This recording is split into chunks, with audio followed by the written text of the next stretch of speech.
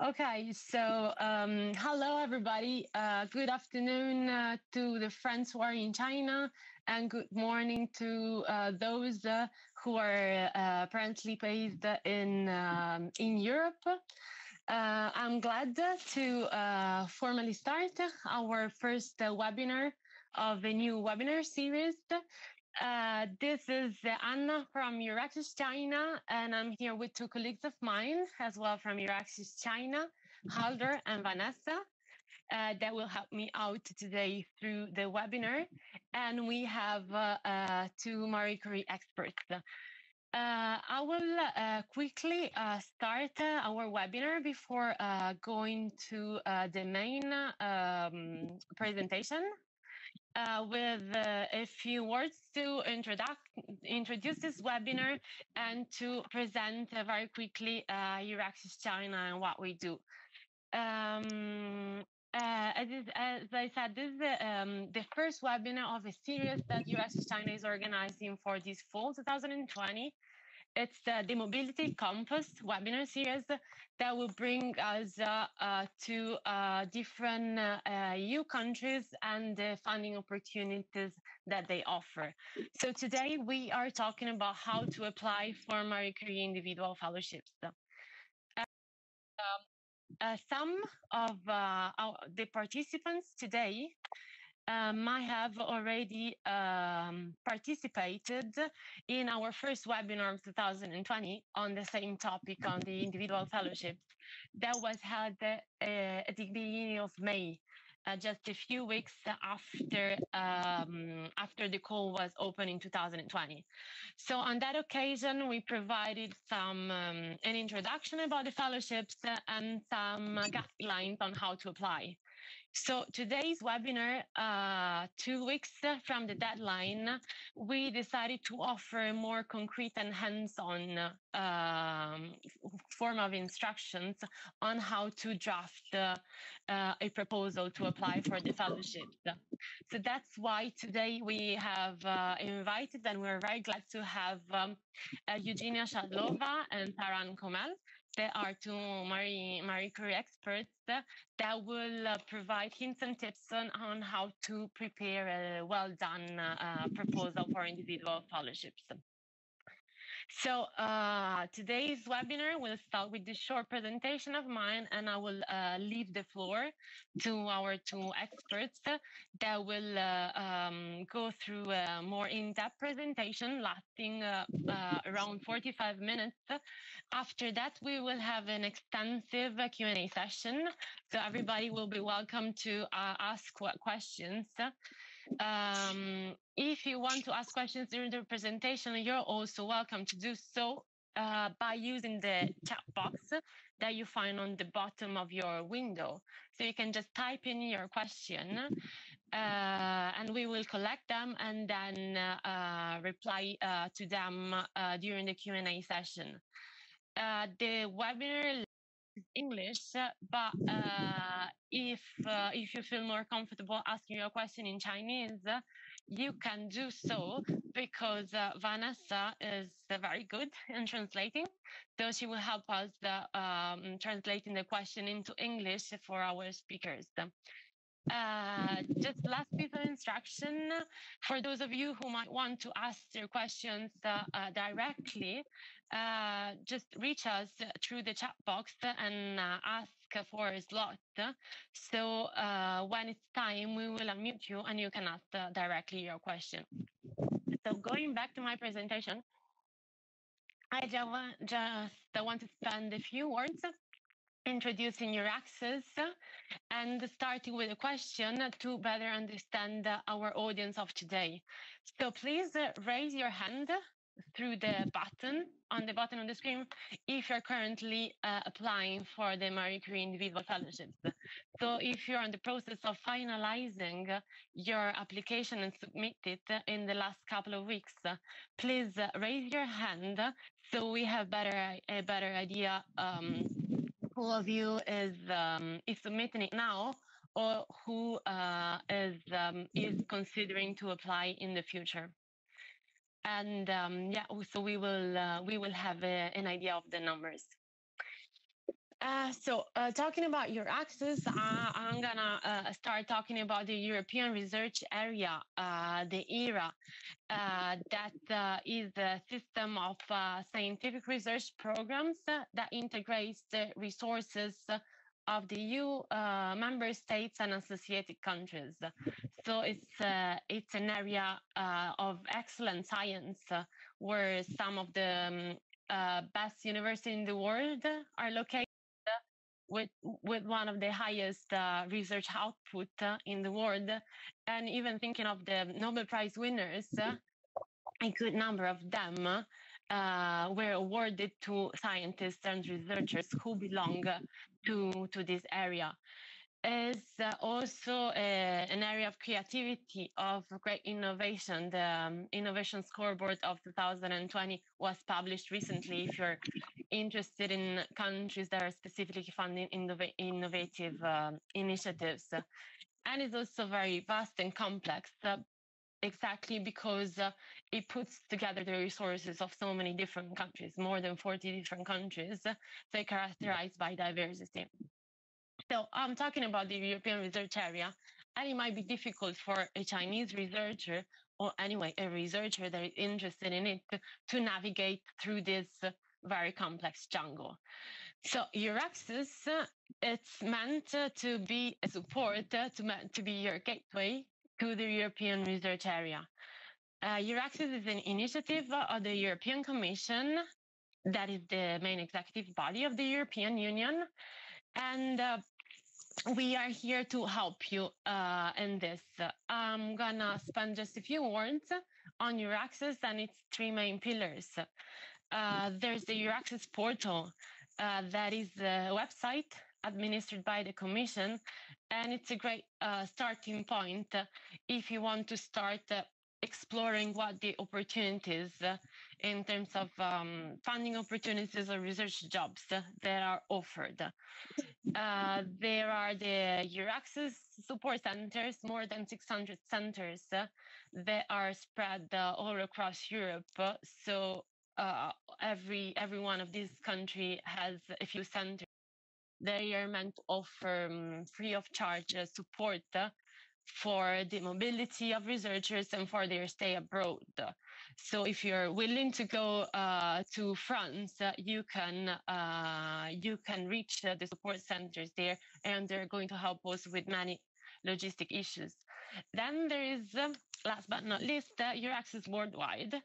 And so me and my colleagues of EURAXESS China belong to this pillar. EURAXESS Worldwide has offices in different areas of the world where research is more intense, where research outputs are the highest. So we have colleagues in North America, in Singapore, in Japan, in Latin America, in India, in Australia, different areas of the world. EURAXESS China has an office based in Beijing since 2009. A few words about the main activities, which are those of supporting researchers in finding information to move across and like towards China or towards Europe, supporting finding jobs and in identifying research opportunities. We also help universities and research institutions that are willing to establish new research collaborations and finding new partners. So, for example, a French university willing to identify a new partner in China or vice versa. And we also have events such as today's webinar, but also we organize workshops and conferences and networking events. So also with the aim of creating a space for Chinese and European researchers there to meet, to exchange ideas and experiences. How do we do that? We do that through our website. It's a very rich source of information. You find it at the bottom of my slide, so please visit it if you want to know more. We have a newsletter and weekly publications. So again, on our website, you can become a member of our network, and we send weekly updates on the Sino-European scientific environment, the upcoming events and interesting information, and as I mentioned earlier, events.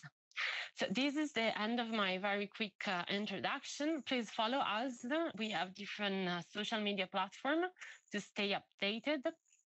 We also created, on the occasion of the previous individual fellowships webinar in May, a WeChat group. So for those of you who might have unanswered question after this webinar, or who wants to follow up on the topic, you're welcome to become part of this group that is specifically on this topic. There is no QR code of the group because it has already more than 200 members. And so it's not possible to join by QR code, but you're welcome to send us your WeChat ID or scan my personal QR code on the top right, on the bottom right, and I will make sure that you become part of on this WeChat group. So we're happy to stay in touch and to try to answer all your questions. So I'll stop my screen sharing, and I'll gladly leave the floor to our main two speakers of today. And so we can continue and more in depth in the topic of the webinars today.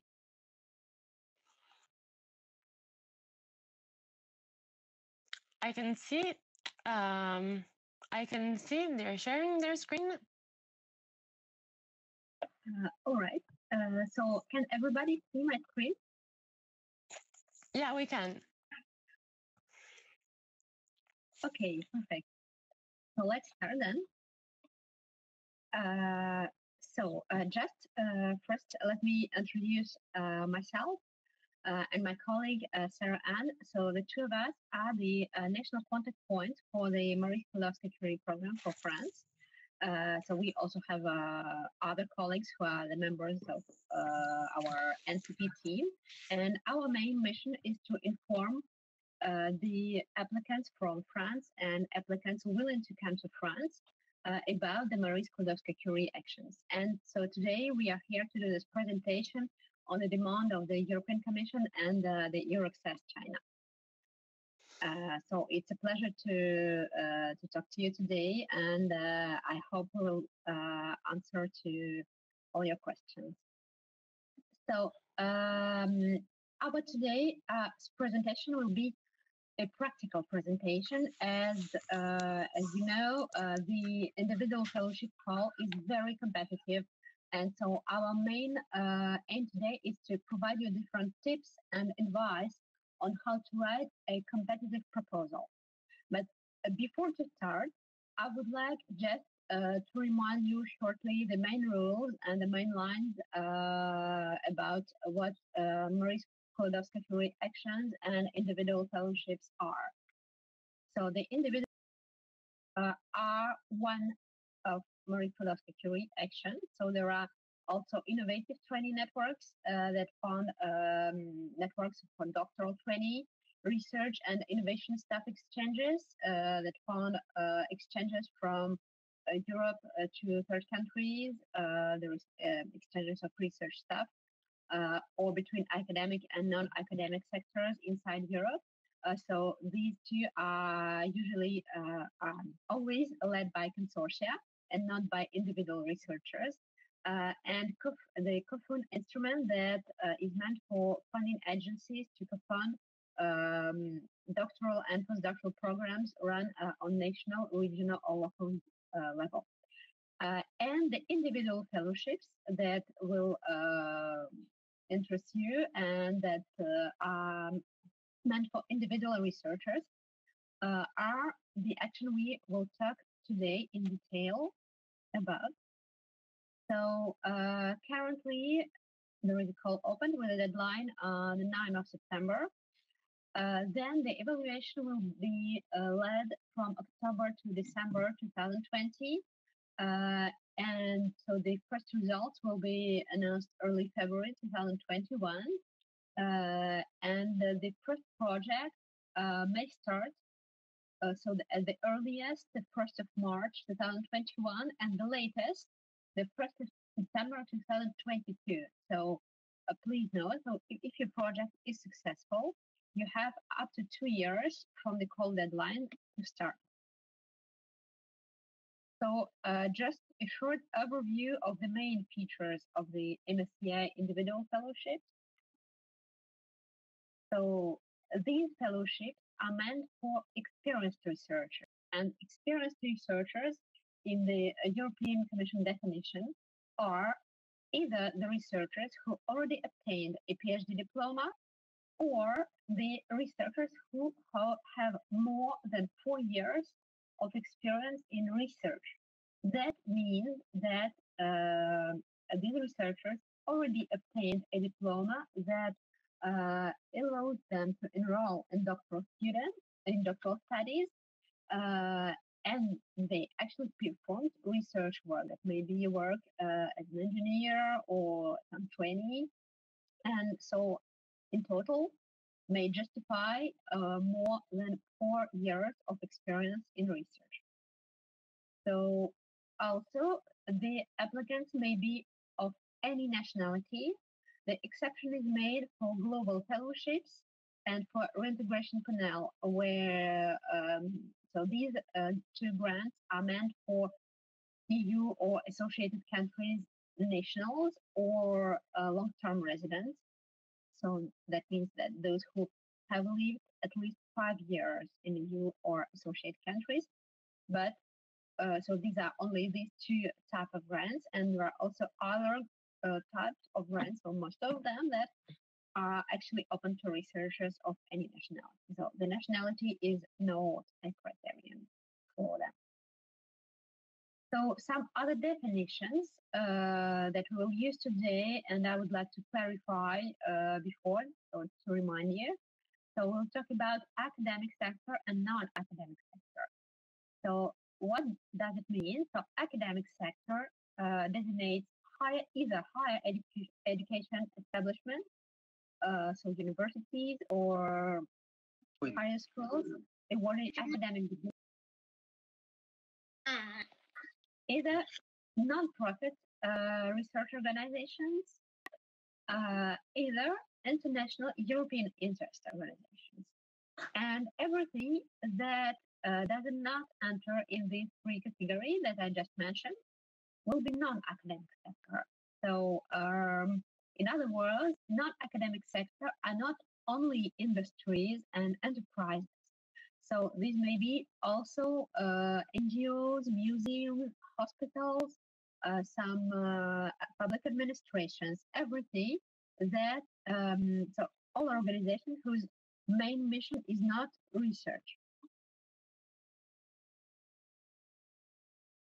So which organizations, again, so your host institution may be located in EU member states and associated countries that are listed here.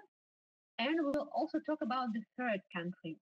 Third countries means any other country that is actually not an EU member state or associated.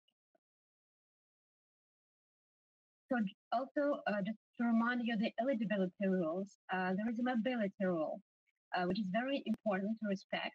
So that has to be respected, absolutely.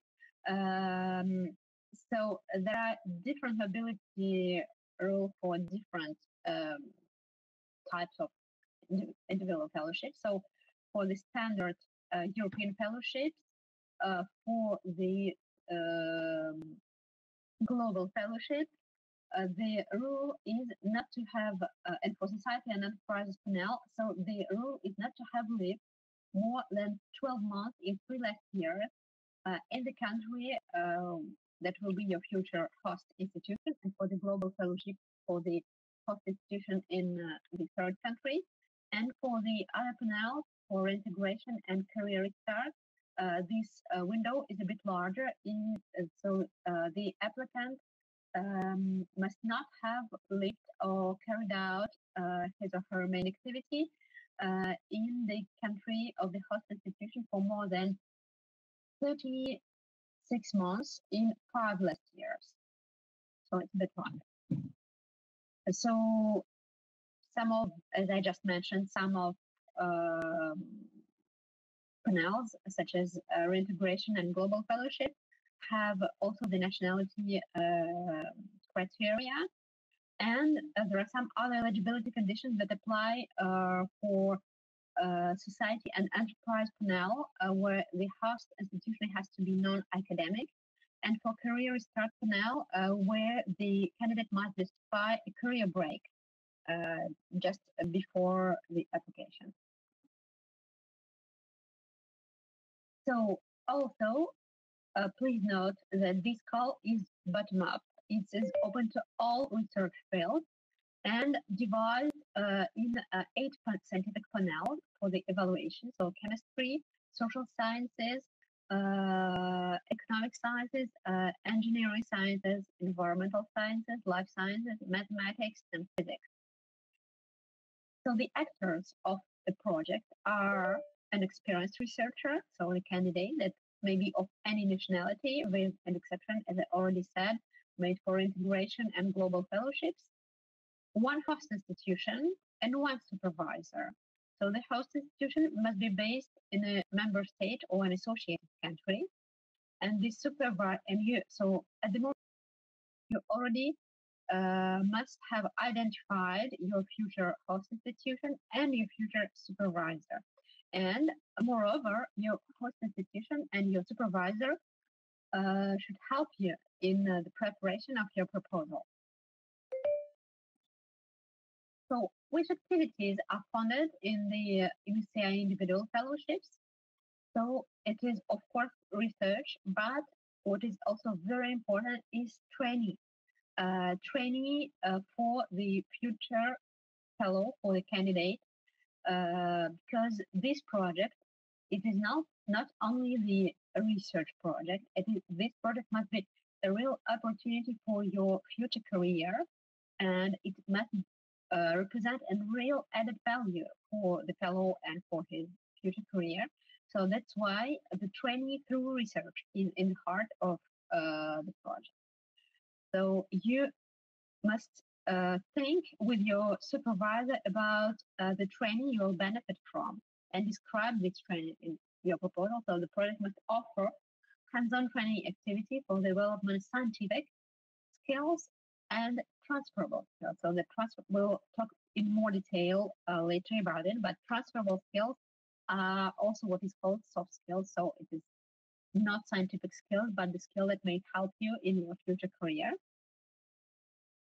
So the project activities may also include the transfer of knowledge, the organization of different scientific training and dissemination events, the communication and outreach activities, and may also include training dedicated to gender issues. We will also talk about it in more detail further in our presentation. And so please note that you have also an opportunity to have secondments in the frame of your project. So what are the secondments? These are like short research internships where you're sent to another institution where you have a second supervisor and where you benefit from a training and you carry out a part of your research in this other partner institution. So please note that the secondments may be carried out only in an institution based in the EU member state or associated country. So it may not be in a third country. And the maximum duration of secondment is up to 6 months if your project lasts more than 18 months. And if your project is a bit shorter, if it is shorter than 18 months, so the maximum duration of a secondment is 3 months. So now I will leave the floor to my colleague, Sara-Anne Comel, who will will talk about the evaluation, grid, scoring, and the results of the 2019 call.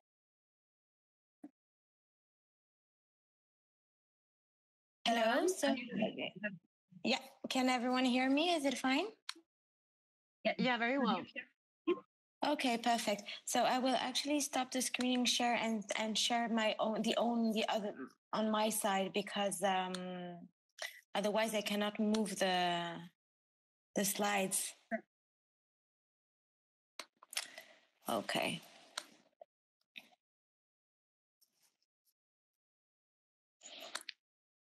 Okay, can everyone see? Yes, we can see it. Okay, perfect. So I will go directly to... Okay, so now we'll talk briefly about the evaluation grid, the scoring, and the results for 2019, which is quite important as a strategy term in order for you to prepare your project for this year, or maybe for next year. So the evaluation relies mainly on three criteria: excellence, impact, quality, and efficiency of the implementation. And as you can see, excellence will count for 50% of the overall grade, impact for 30% of the overall grade, and quality and efficiency of the implementation for 20% of the overall grade. As Eugénia already explained, the excellence will be the excellence of the research project, but it will also be the excellence of the overall project, especially regarding the career development of the applicant. Impact, so I will not go further into detail on that because we still have a lot of things to say. On the impact, well, as you can see, it relies on three main items, which is enhancing the future career prospect of the research after the fellow, the quality for the measures of exploitation and dissemination of the results, and for communication. And last but not least, for the quality and efficiency of the implementation, is the overall coherence of the implementation of the excellent project that you have defined above. The scoring and the threshold. So each criterion will be evaluated out of 5. And as you can see, 0 being the weakest grade and 5 being the highest grade. And for a proposal to reach the threshold, it has to have a minimum of 70%. But that doesn't mean that by getting 70%, you will actually be granted an IF grant. Indeed, as you can see in this table, so these are the threshold scores for 2019, which means that, as you can see, if you don't have a minimum for European fellowship, at least, if you don't have a minimum of 90%, then you will not be funded. And for global fellowship, for the same thing, approximately. So as you can see, in order to have a chance to get funded, your proposal really needs to be excellent, and it needs to address every single expectation of the European Commission. So it's very important that you read thoroughly the template that is given to you and the applicant guide in order not to miss an information, because at this stage and with those scores, actually omission is what will risk your overall grant obtention. As you can see, so Eugénia already mentioned the different panels. So you have the scores for the different panels, including for also career restart, reintegration panel as well. What is important to understand is, and so we will see it on this slide, is that actually the number of funded proposal is proportionate with the number of proposals that have been submitted. Okay, so for instance, this explains why for ECO, for example, there's 23 proposals that were funded for 168 submitted proposal. It's in order for it to be fair and equitable between the different panels and the different disciplines. I won't go more into detail. You will get the slides, so you'll be able to analyze the different statistics. For more information, we have put a link with other types of statistics. Of course, the documents are here in English because we rely on the documents of the European Commission. So it's the same thing for the other statistics that are uploaded on our website. So please don't hesitate to go there.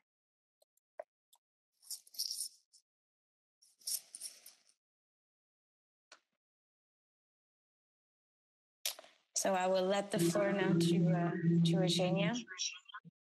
All right, thank you very much, Sara-Anne. So I will share my screen now.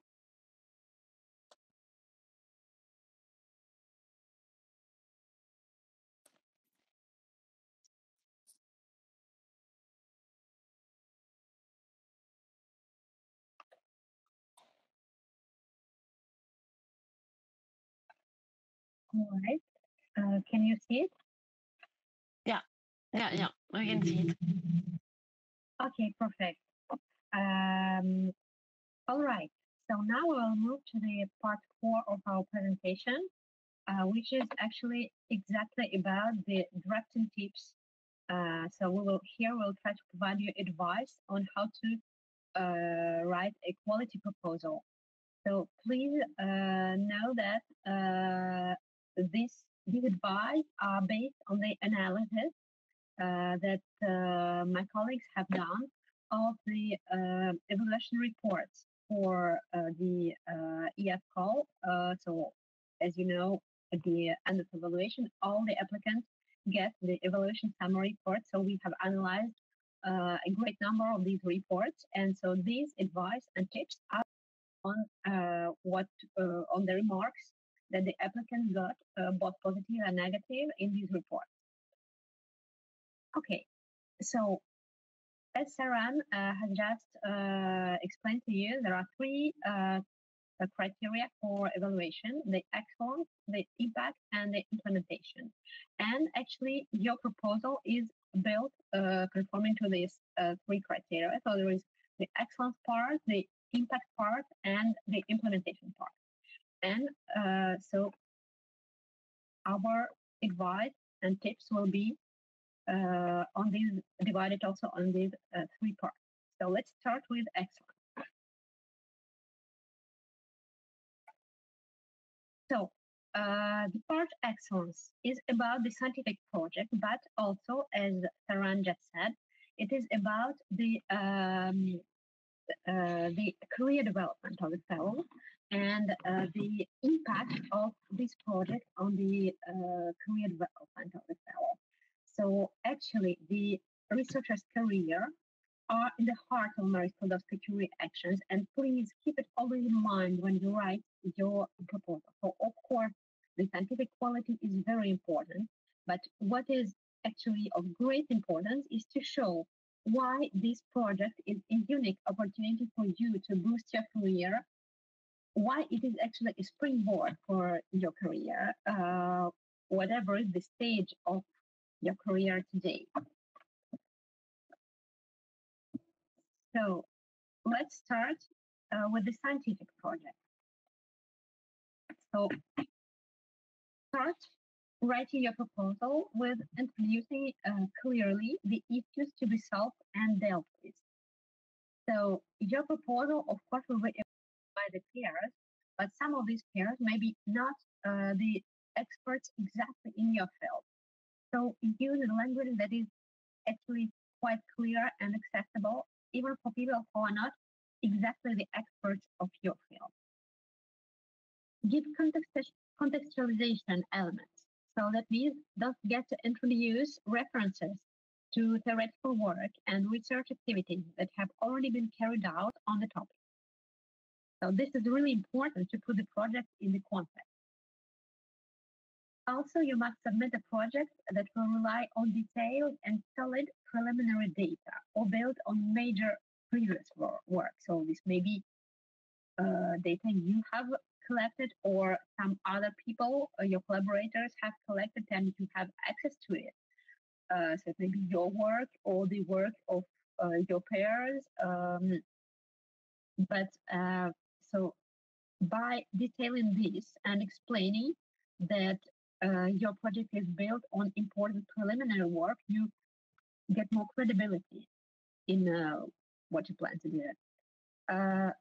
However, the project should not be too incremental either. So it should not be just the logical follow-up of your previous work and your previous ideas. It should bring something new concept or new methodologies, techniques. So the innovative side of the project is very important. So then we go to the state of the art. You should draft a detailed, credible, and understandable state of the art. So understandable means you should avoid. So if there are some specific terms, you need to define them and explain them. And the state of course, so it must be detailed and credible. So illustrated by examples and by references. And it must guide the reader directly to the fundamental problem that the project will address. Please highlight the limits, deficiencies, weaknesses, and gaps existing in the state of the art and show how actually you will fill these gaps with your project. You should demonstrate that it is essential to develop certain aspects in the research field in order to meet current challenges. And if relevant, please emphasize that this is a topic that has been underexplored or underexploited up to date. Actually, you should, in this part, you should also explain why your project is the best solution to the problems you have identified, to the gaps you have identified, why you are the best person to do it, and why your host institution is the best place to do it. Then you should highlight the objectives, actually even not highlight, but explain it in details. And the objectives must be precise, detailed, coherent, appropriate, innovative, measurable, realistic. Yes, so there is a lot to do. And resulting from the state of the art and integrated into the research activities. So coherent means that everything that you will promise in the excellence part in your research objective must be coherent with your work plan that you will develop in the part 3, in the implementation. So here you just say what you will do, but in the implementation part, you explain how you will do it. So, and the both parts must be coherent to make the project credible. So they must be measurable. So that means you will show the deliverables and results that will further enable you to prove that you achieved or not your objective. They must be realistic, so you must show that you are able to achieve these objectives, and they must be integrated into the research activities. So as I already mentioned, the objectives you will specify here must be the same. That will be further the objectives of your work packages in the implementation part. So another important point, so formulate specifically the hypothesis.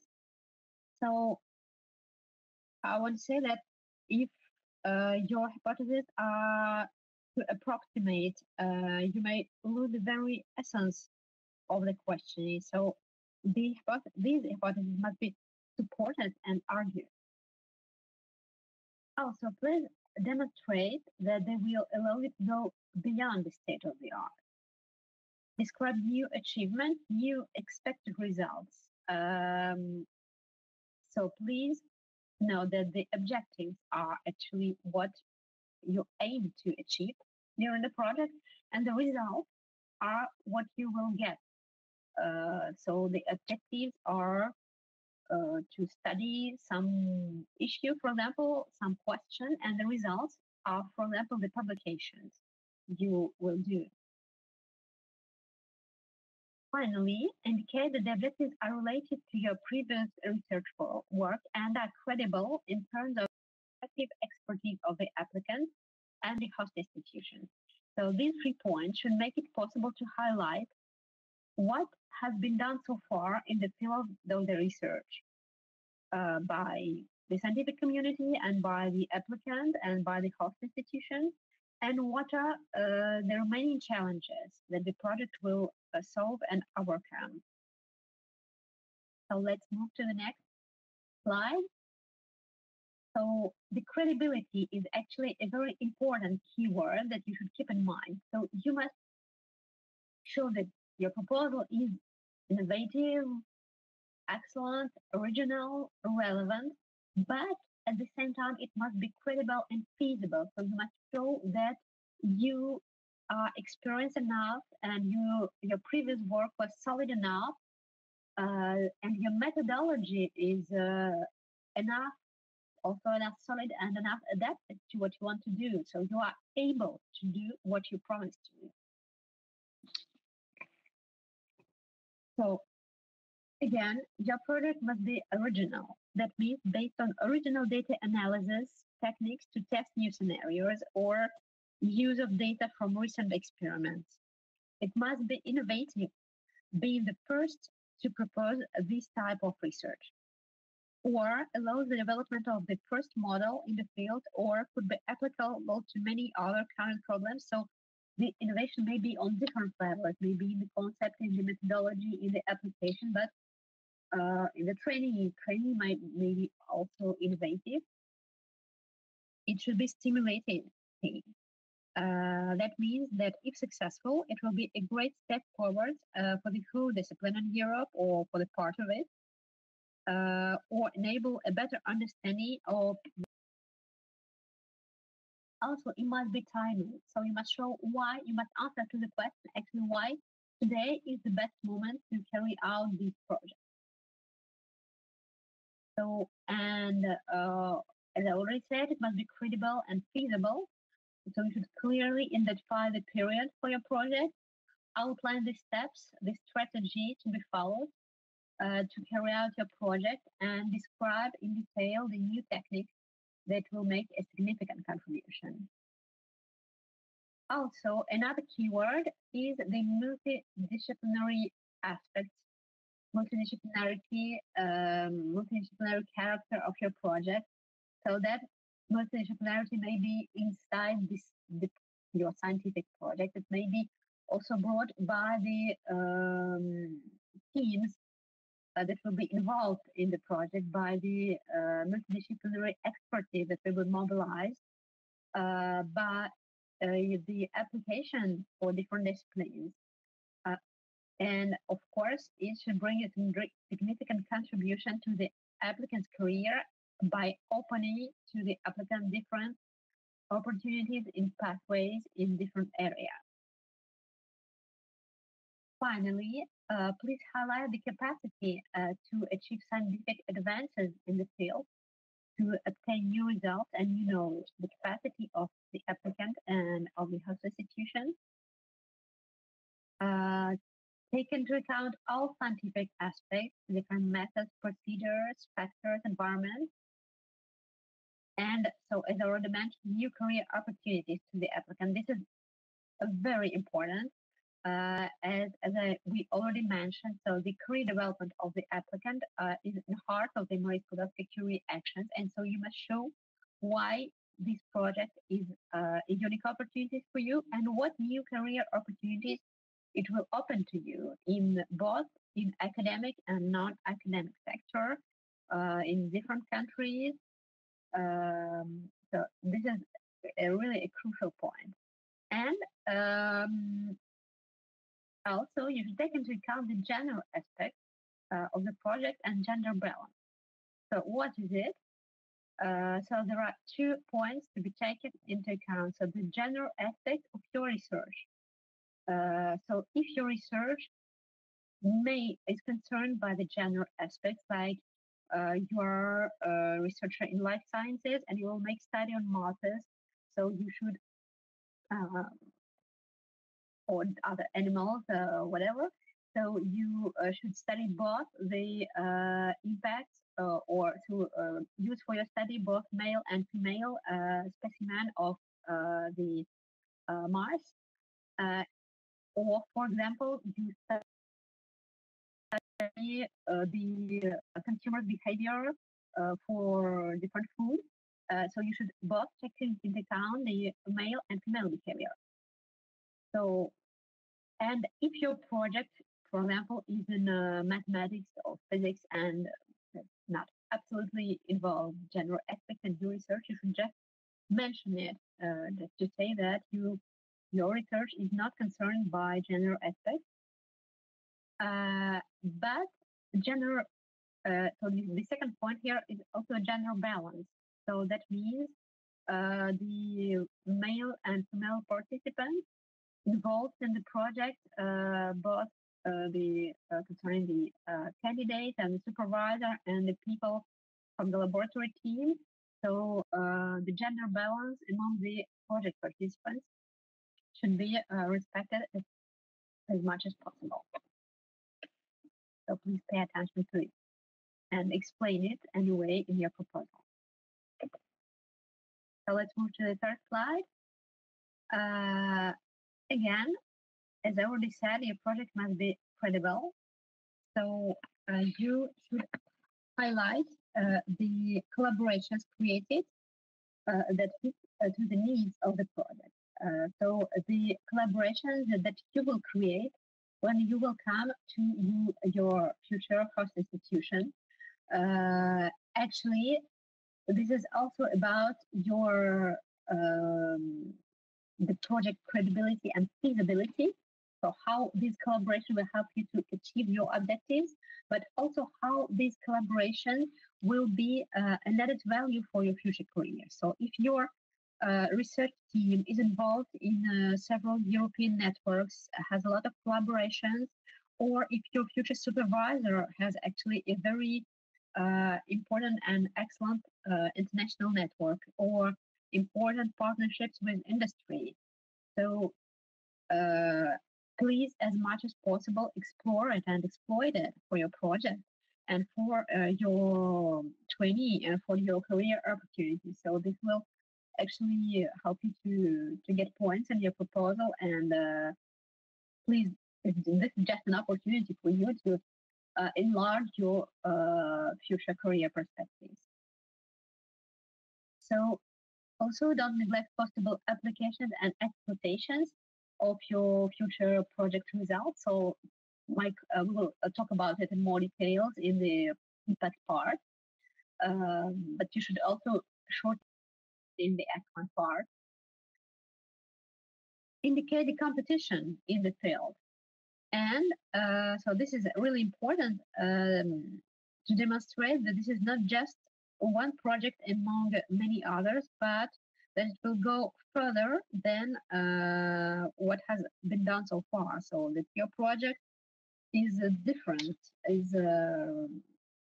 brings something different that other applicants may propose.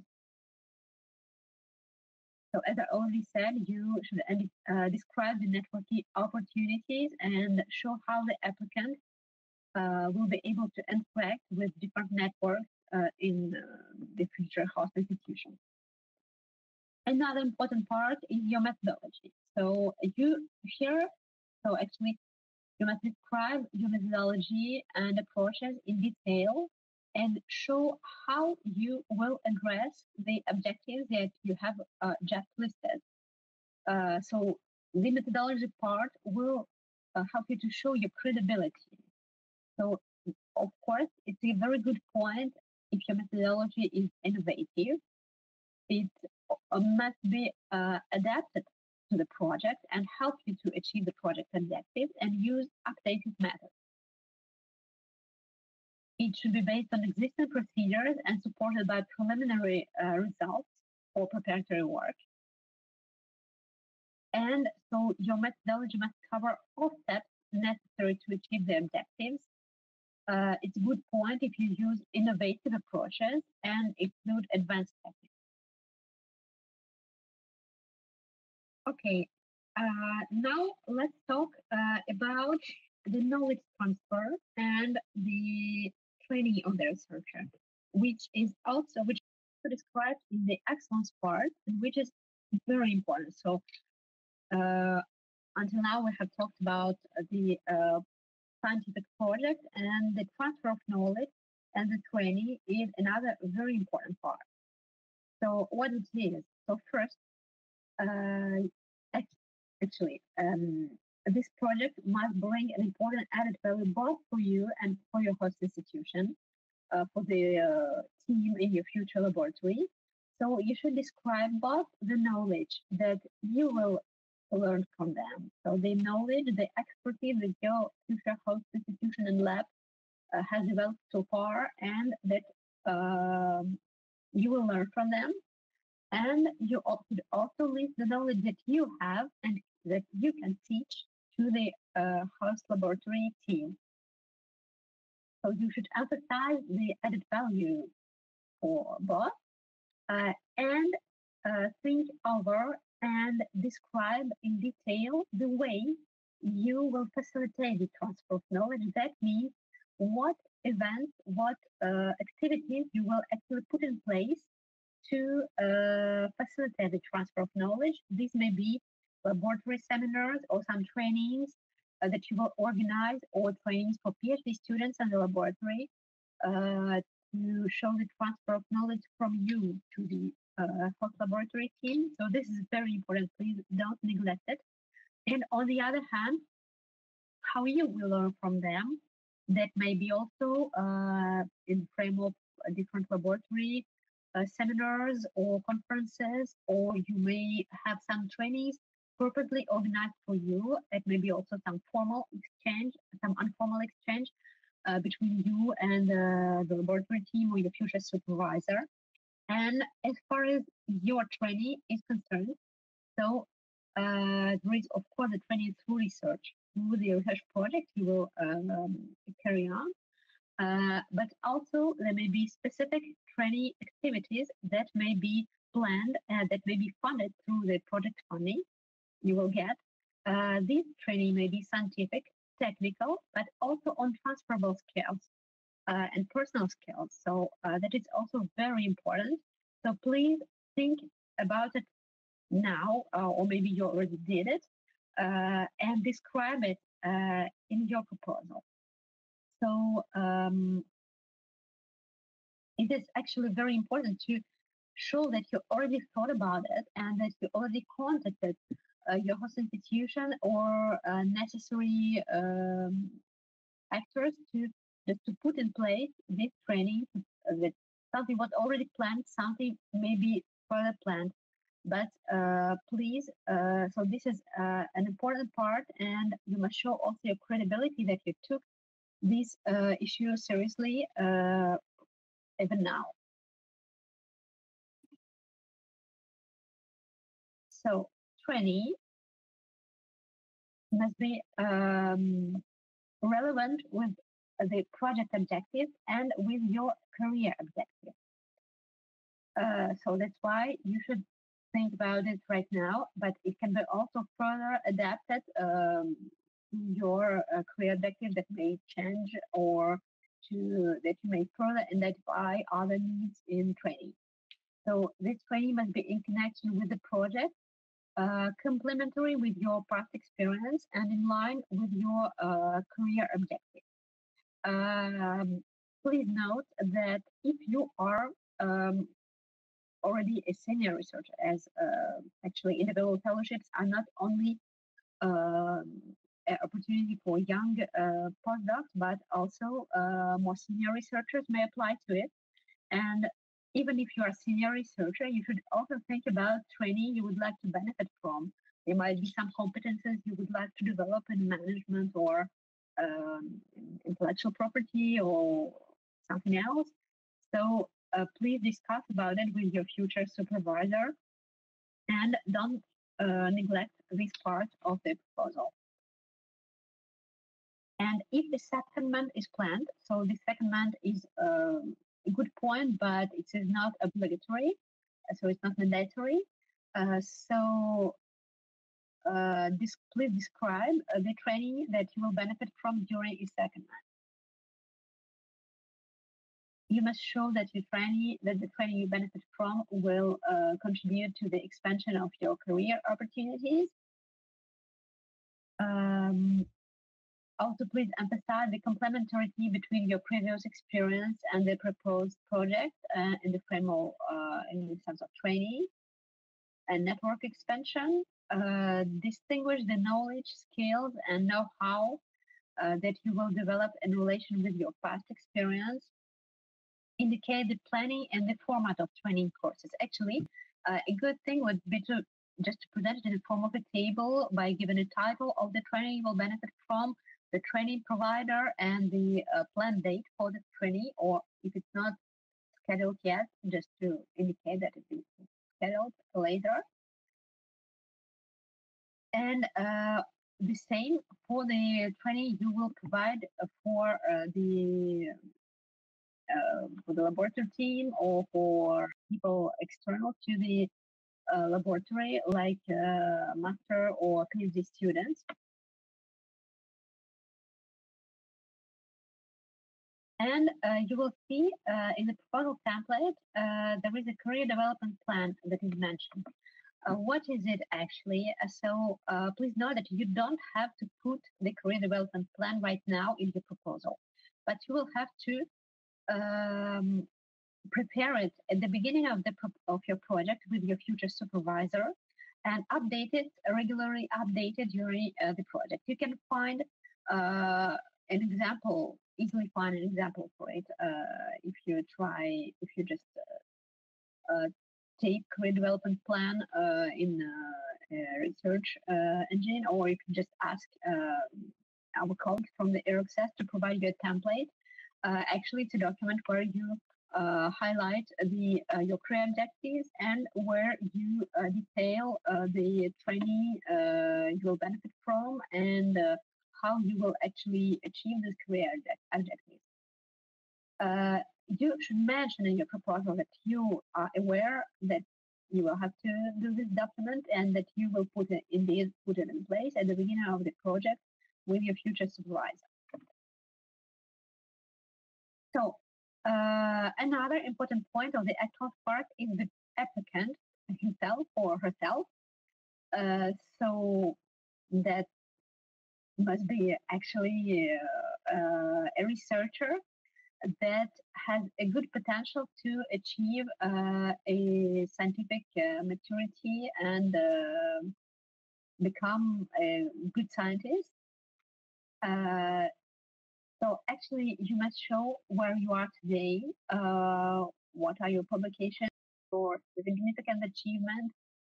You must actually show your excellence, your two different experience and in different ways. So if you have important publications, some prizes, some recognitions, this is of course a very good point. But if you also have experience in industry or in entrepreneurship, this is also an important point. Please also highlight your international experience if you used to work in some institutions abroad, or if you are a member of international networks, if you have already yourself an important international experience. This is very important, and of course your motivation. And finally, show how this project will help you to progress, how it will be opportunity, a springboard for you to achieve your career objectives. So please demonstrate the fit between you and your supervisor, your complementarity, and also the complementarity between the project objectives and the host institution. Demonstrate how the applicant, how you have the capacity to carry out the project, and your potential to build a solid CV in order to achieve the professional maturity and independence. And for the career restart panel, you should also emphasize in case you apply for it. So the career start panel is one specific panel of the European fellowships, where actually dedicated to the researchers. You are also eligible. So actually it is open to researchers of any nationality that has a career break and want to return to research. So if you stopped your scientific career for some period to work in, for example, an industry, or to carry out some other personal or professional project, and now you want to restart your scientific career, so this panel is for you. Here, the eligibility window will be a bit larger for the mobility rule, and you should emphasize how this project is the opportunity for you to return to the scientific career, into progress in the field, whether in the academic or non-academic sector, reach an independent position and have a better career opportunity. And if you apply for the reintegration panel, so this panel is dedicated to the to EU nationals or long-term residents. So maybe this is less interesting for you. So this is meant for people who want to return to EU after living abroad for some time. Well, let's move. Another important part of the excellence part is the supervisor and the supervision. So you must show that your supervisor is an excellent scientist, both from the point of view of his or her publications, recognition in the field, and also the commitment to the project. So the supervisor experience must be in line with the project objective.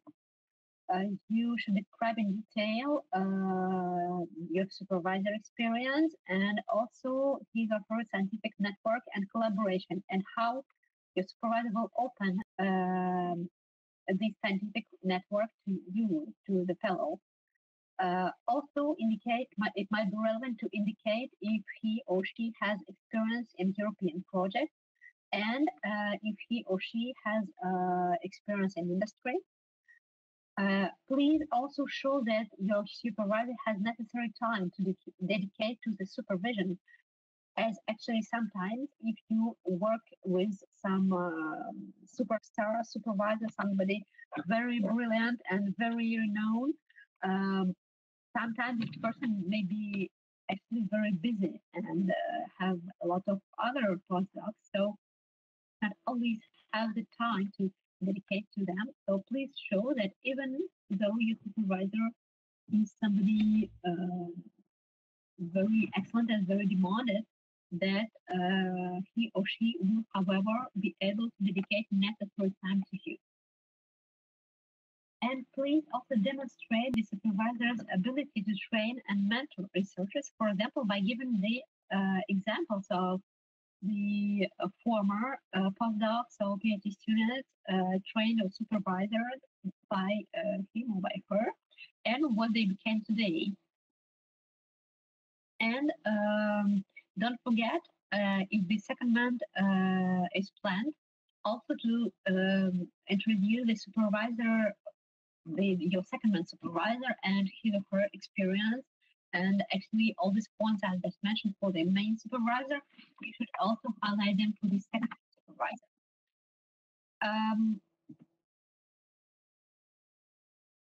Yeah, so now let's talk about the laboratory.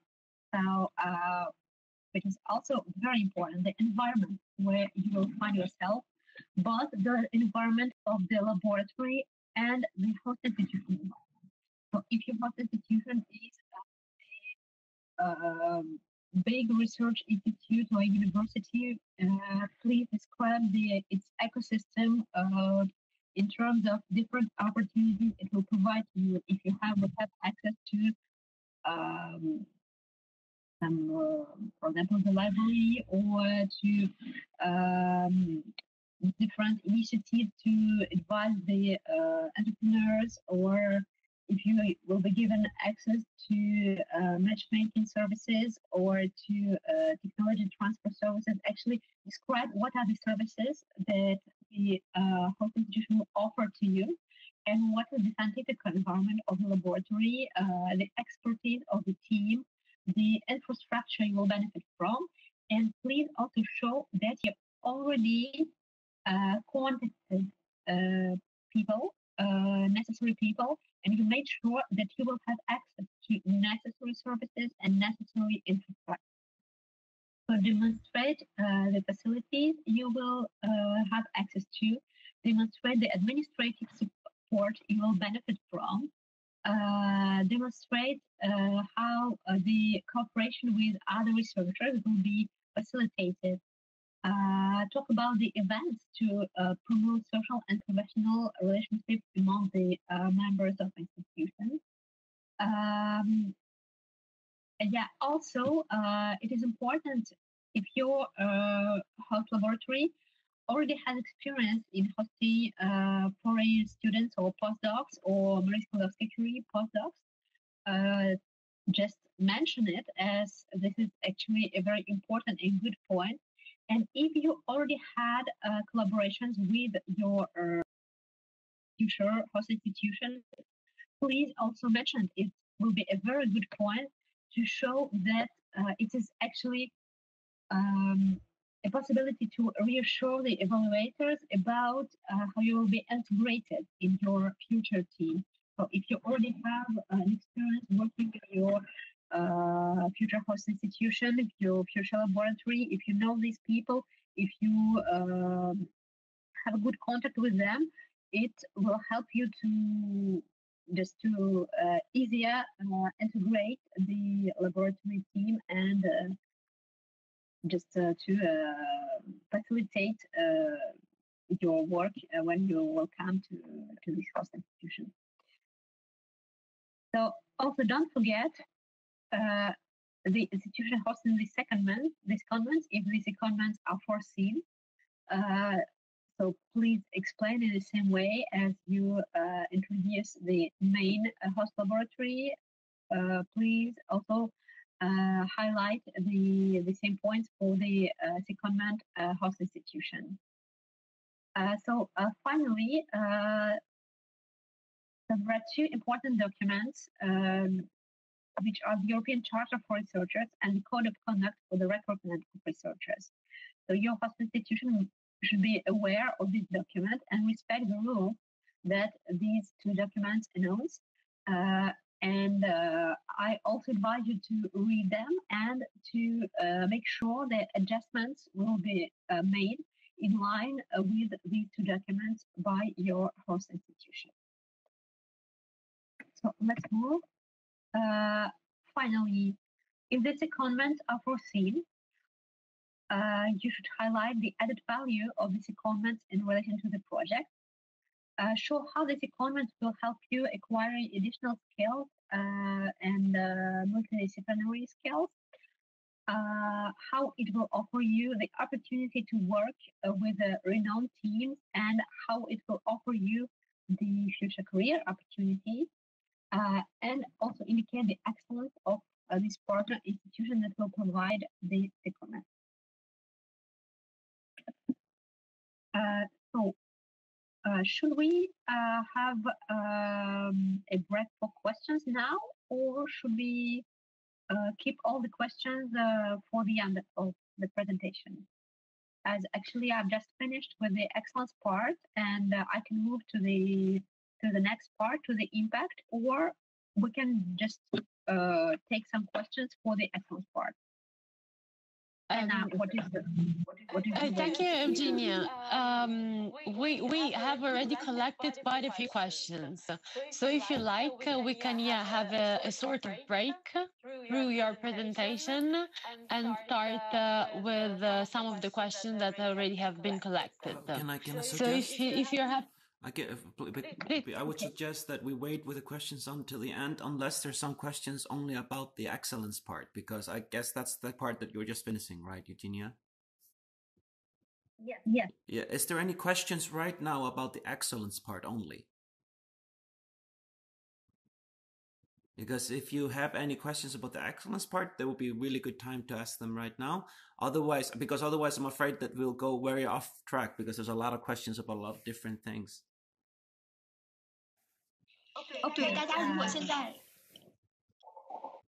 大家如果现在有什么关于 excellent 的问题，可以大家举手提问，因为现在是我们大家都在，是一个很好的回答大家问题的最佳时机。Well, if there's no particular questions about the excellence part, I think we should just continue and then take a time at the end to answer the various questions that we collected. Does that sound okay? Okay, yes, for me it's fine, and other parts will be a bit shorter. Excellent part was really long. So now let's move on with the impact part then. So the impact is about so it's another criteria for evaluation, and this part will be about the impact of your project on your future career. It will be also about the impact of your project on science and society and economy. And it will be also about the communication and dissemination activities you will put to increase and facilitate this impact. So first, let's talk about the impact on the fellow's career. So this is of great importance, as you, I guess, already understood. So you must show how the different skills you will acquire will actually diversify your career opportunities. So you must demonstrate that your past experience and the experience gained during the fellowship provides a winning combination for your future career. Offer new career opportunities. So the project must offer you new career opportunities and maximize employability. So please mention what are actually the areas and the type of institutions or companies where you would like to work further and where you will have career opportunities. So even if your main objective is to become, for example, to have a permanent position as an assistant professor or researcher. However, you should also explain that you may also have the opportunities in the non-academic sector, for example, or so just show different opportunities and different type of enterprises that may be interested by the competences that you will develop thanks to this project.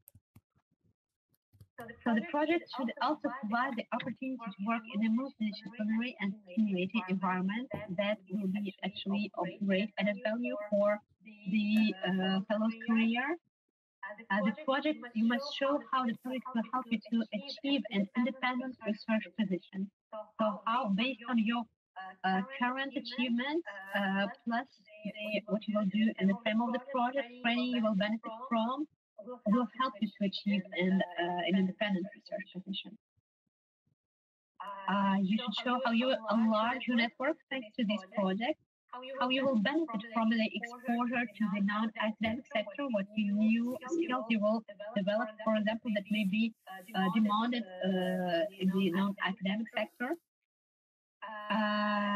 If relevant, take advantage of an emerging research area of laboratory that may allow you to contribute to advances in the field or in the infrastructure.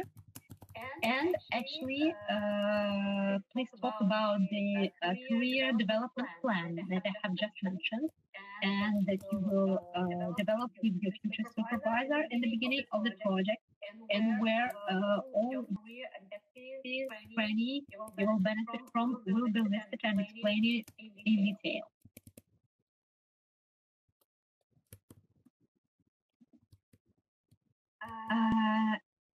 So this was about the impact on the fellow's career. And so, of course, you should also talk about the impact on science and economic and social impacts. And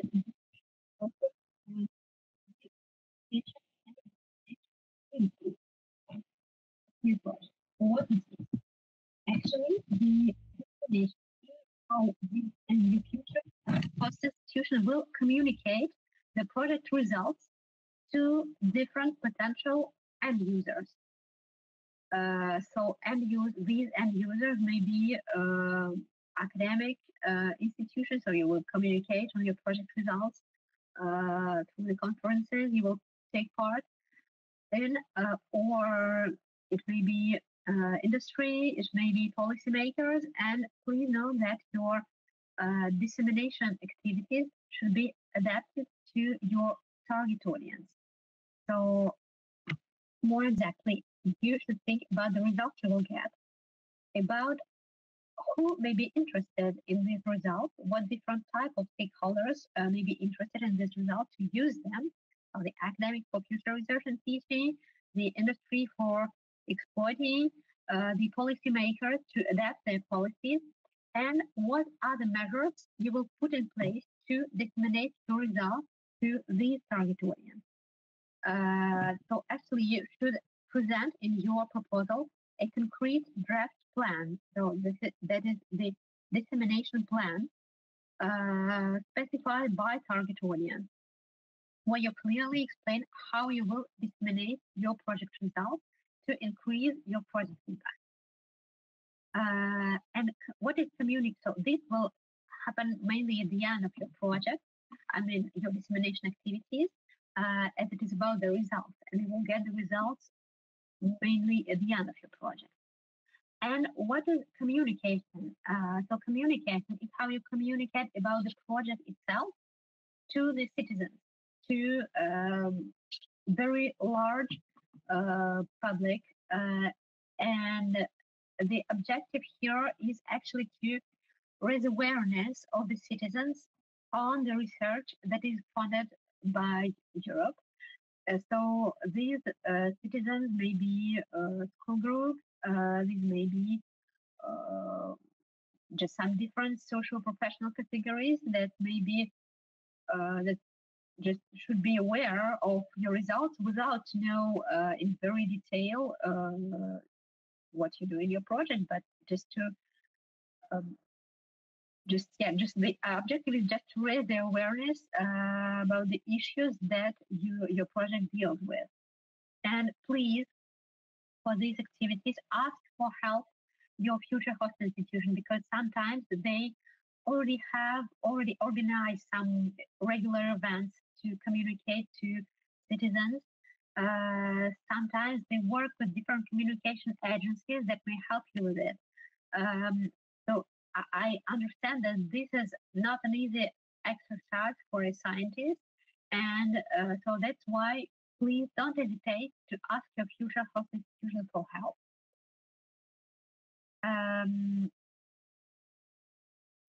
So in this emphasize the public involvement and mobilization through the specific actions.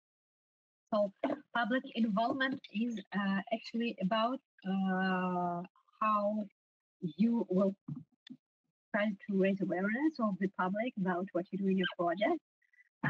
And you should also show the applicant's personal involvement in the dissemination and outreach activities. So if you work with a communication agency who will help you with these activities, you should show, however, that you will be actively involved in these actions. If you already have past experience in these type of activities, like communication experts or freelance journalists, or if you benefit from some training in communication or dissemination, of course you should show it. It will be a very positive point. And as I already said, please build on the existing skills and services of your host institution to prepare this part. Well, now I will leave the floor to my colleague Sara-Anne Comel, who will go on with the impact part, and she will also speak about the implementation criteria.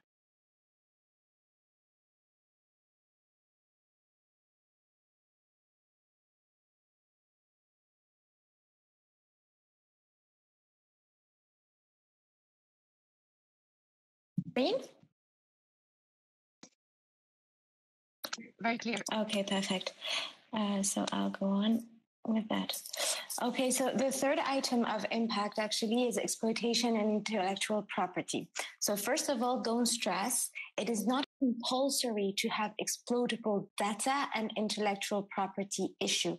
For instance, if your proposal is more focused on fundamental work, or if your discipline is not favorable in order to get exploitable results, it is okay. But however, you still need to address that part, which means that if you won't have intellectual property issues or exploitation of results, just mention it in your proposal. You can say that the project you are working on will not lead to intellectual property or exploitation results, or that it will lead to those, but maybe in the future, in 2 or 3 years. So that's fine, but just address it. For the others, so what you need to include is the strategy of exploitation of intellectual property. When we talk about strategy, it means, will there be a patent application? Will you be planning a marketing path? Will you be creating a startup? Will you be creating a prototype? Will you be developing a marketing plan? So of course you should not give specific details in the proposal, as you have a very limited amount of words and pages, but you still need to include basically what will be the overall strategy. For instance, we did identify in one proposal a project that lost 0.5 points, which is huge, because the commercial approach was not enough detailed. When we say detailed, it doesn't mean that it needs to take half a page, but it just needs, you cannot just put, oh yeah, I will do a commercial, I will set up a commercial approach within the project. Okay. You just need to give a couple of sentences to explain a little bit what you mean about commercial approach. Each time you indicate that you will have some results that will be exploitable, it's important to qualify them, to characterize them, because otherwise your proposal will seem a little bit generic, and the evaluator might think that you've written that just because you know that it's good nowadays to talk about exploitable results or intellectual property. For instance, we can see in some proposals, some applicants, they say, okay, I will create a startup with that because we know that it's quite trendy to create a startup. But if you only put that indication without explaining on what will rely your startup, then the evaluator might penalize you for not describing enough. The exploitation results shall be included in the Gantt chart, but that we will explain further on in the implementation strategy.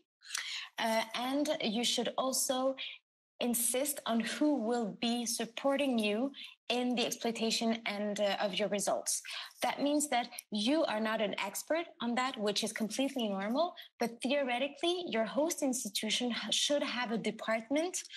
So it can be called contracts and valorization. It can be called innovation. You have to check with your host institution, but this department is supposed to be here in order to support the research staff, including individual fellowship applicants, in the development of their strategy and the implementation of the strategy. So in the proposal, just to insist on feasibility and credibility of what you're saying, indicate that the host institution will be supporting you on that. They will actually be the one that will be in charge of the management, the protection and exploitation of these intellectual property, and they will be the one that will support you, of course, in that.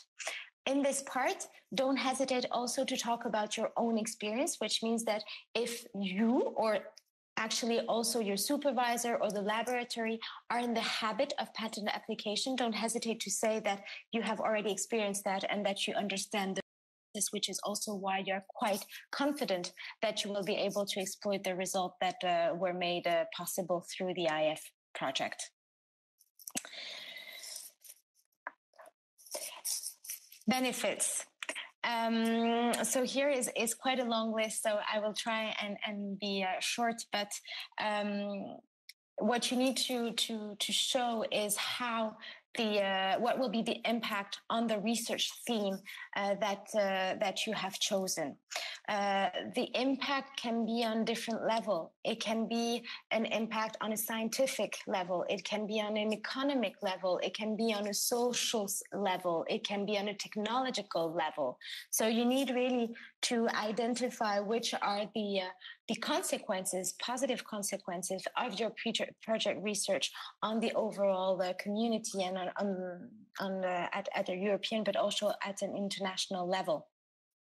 Don't forget to talk about the impact on the scientific community. Will your results be useful for other research projects or for an eventual scientific breakthrough that would actually pave the way towards new research projects? And again, I have to insist on the European society. Don't forget that the European Commission is committed to fund projects that will have a positive impact on citizens. So the better, the more your project can show that it will have an impact on the overall living condition of citizens, the better it is. Of course, in the impact, don't forget also to talk about the actors that will be potentially impacted by your project positively. It can be hospitals or non-academic sectors, for instance. I don't know, for instance, you're working on a health project and that is mixed with artificial intelligence in order to organize better hospitals. Well, in that case, obviously, you need to mention that it will have a positive impact on the overall management of health clinics and health institutions. Choosing the right strategy to maximize the contribution of the grant to scientific excellence and European competitiveness. Of course, you need to include that it is part of the overall strategy of the European Commission in terms of competitiveness and scientific excellence. There was a question actually about that your project can actually create long-term synergies between European laboratories. This means that your secondment or your outgoing phase doesn't need to be in a laboratory that is very well known from your host institution. They don't need to have already existing collaborations. However, your individual fellowship can build a new collaboration. And that can be really interesting. And this, you need to put emphasis on it in your proposal. Again, the benefits for the host institution through the application knowledge and expertise. So it's kind of similar to the part on the two-way transfer to show that there will be also positive